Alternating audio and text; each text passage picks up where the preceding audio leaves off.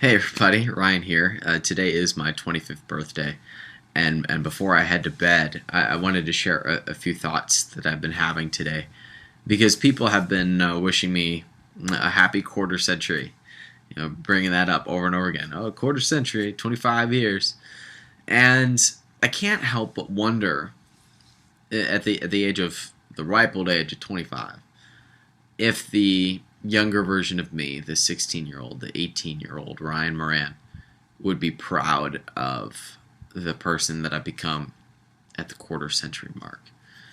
And this would be the point that I think most people start to enter the what we call the quarter life crisis. Thank God I went through that already. Uh, and that's a loaded question about whether a past version of you would be proud of the person that you are today. And the reason that's loaded is because I can't escape the fact that just about every week I have a conversation with somebody around my age who is living in this defined story that they had of themselves at a previous time in their life. So at a previous time in their life, they had this vision of who they would be at a certain age. I know what mine was. At 25, I thought I'd be married. I'm not. It's just me and Todd. I thought I would be far more financially successful than I am, even though by many people's standards, I'm doing quite well, and I'll get to that more. I thought I would be a thought leader in whatever field I was in. I had these expectations and this story that I had laid out for myself of what it would be. And for some people, it's I was going to be married and have kids by a certain age. Or for some people, it's even I thought I'd have the job. I thought I would have fill in the blank that would make me feel happy or valued or worthwhile. And what I've discovered is that all of that is an illusion. None of that's actually real. And what's true is that if we were living in accordance with our perceived story, the chances are that we would find dissatisfaction in other areas of our life, because we're really as happy as we decide to be. This story that we lay out for ourselves, the story that I had as an 18-year-old of what I would be as a 25-year-old, or the story that anyone has about what their life is going to be at a certain age. You probably have a story about what your life is going to be 5 years from now, but all that is an illusion. Yet we define ourselves by that story. You see this a lot with people who have demons in their past, who have baggage that they hold on to, that they define themselves by, and they say, "No, you don't know what happened to me. You don't know what this person did to me. You don't know what he or she said to me. You don't know what my dad did that did this to me." And they're carrying that around everywhere they go. And they're actually bringing that past, they're bringing those thoughts into the present and then allowing it to affect their future for as long as they carry that. But the truth is, you can leave that past now where it was and live in a completely different reality of whatever you decide it to be. Because happiness or success or value or whatever emotion that we feel that we lack is all just connections that happen up here. We can decide to have them in a moment. We can decide to live in them at any time, regardless of what the situation is. But yet our brains, all they know is how to compare. So when the 18-year-old version of me wanted to be successful, what that really meant was I wanted to feel a certain thing, and I would get that by comparing it to other people around me. Well, that's a bunch of bull. I mean, that's just an illusion. None of that's real. It's just a comparison to whatever surroundings I might find myself in at 25. And now that I'm 25, I've surrounded myself with people who are insanely financially successful. So as a result, my brain wants to look around and perceive myself as less successful than I expected myself to be, or less happy than I expected myself to be, or have less stuff. But none of that ultimately fulfills. None of that actually gives us the emotions that we want to have, regardless of what they are. I posted a quote yesterday that was, if you have the perception that a future now, or even a past now, a past present moment, is any better or inferior to what you have currently, then you're putting yourself in lack right now. Yet most people live here. Most people live in either the future or in the past and miss completely what's going on right now.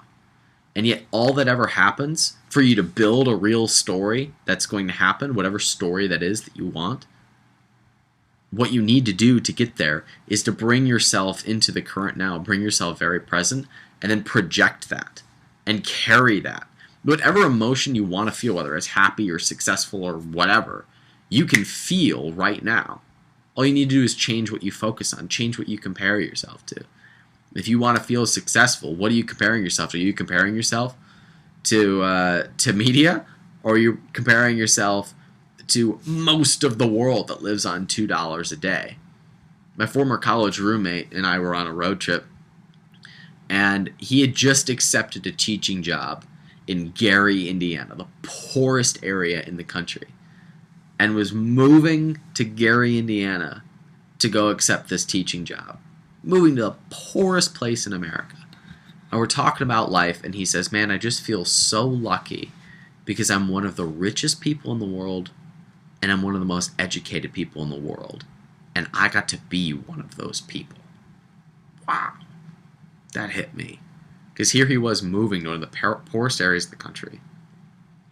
And yet his perception was, I'm one of the richest, most educated people on the planet. And that was so true, but we miss that because of what we compare ourselves to.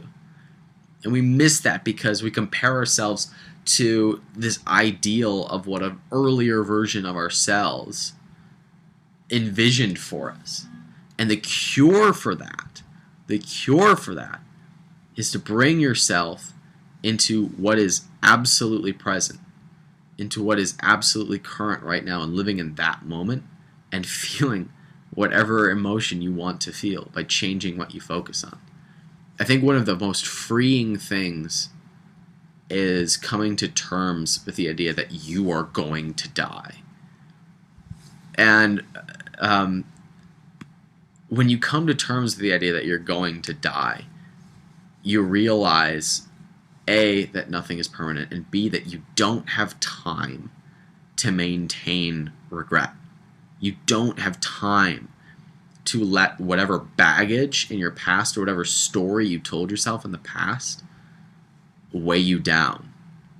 That all of that belongs back there, and it doesn't have to affect what is going on right now.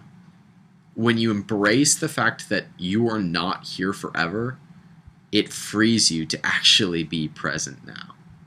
And in the same light, I believe there's a part of you, really the real part that makes up who we are, that is what I call indestructible. A better term would be unaffected by the world. Regardless of how much money you make or who your friends are or what people say about you, there's a part of you that stays the same no matter what that is. And when you embrace the fact that you're not here forever, you're free to live in that part of you that is indestructible. Because what other people say about you doesn't have to matter. Because you're not here forever. You're not here forever, and you don't have to live by the confines of what other people put on you. And you don't have to live in the baggage that happened in your past. And when I remember that I'm not here forever, it's such a freeing thought to me. It allows me to release hurt. It allows me to release disappointment. There's a part of me that wants to beat myself up over the disappointments that the 18-year-old version of me would have in who I am now. Even though, by most people's standards, I do a lot of awesome things. And that's another thing. We tend to perceive others as having it all together. And yet most of us see ourselves as being flawed. We see the best in others and the worst in ourselves. And you know why? Because we're the only people that see our own insecurities. We know ourselves better than anybody else. So we know our own junk. We know our own flaws and our own insecurities. But we don't see them in other people's, especially in a world that lives on Facebook all the time. And you see people's travel photos and their beautiful girlfriends and all the cool things that they do. And, the duck face pictures that they take in the mirror. How embarrassing. Stop doing those. Really. Seriously. It makes you look bad. We see other people's best. And yet we know the conversation that we have in our brain about why we're not worthy of love and why we're not enough. We hear those in our own head and think that they're special, think that they're unique, think that they're true, and don't hear anybody else's. And so we perceive other people as having it all together. And none of us do. None of us have it all together. No one gets exactly what they wanted in life. And the natural tendency, if we haven't accepted this, is to beat ourselves up over those imperfections, over those flaws. And that's why I say that the most freeing thing, I think, is embracing the fact that we're not here forever. That at some point, we're gonna go. At some point, we're gonna die. Even of those who think that the rapture is gonna happen and steal us all away if Obama gets reelected. No, we're all gonna die one day. And that can either cripple us and make us not want to do anything, or it can absolutely liberate you to live in this moment and embrace everything that you are and not let anything else affect who that is and affect how you feel. When we realize that we're not here forever, what that person said about me a year ago, or that girl who I desperately want to date that isn't ready for me, or the disappointments that I've had, or the amount of success that somebody else has that makes me feel inferior, doesn't have to matter. And embracing that has allowed me to do really cool things, because risk becomes far less of a big deal. Being who you are becomes less of a big deal when we embrace that. And when we live fully in today rather than in the past, or in our expectations of what we were supposed to be, or in projecting ourselves into the future of things going wrong. All you have is now. So embrace that and be fully present in who you are and love that person. That's my deep thought, my 25th birthday. Thanks for listening.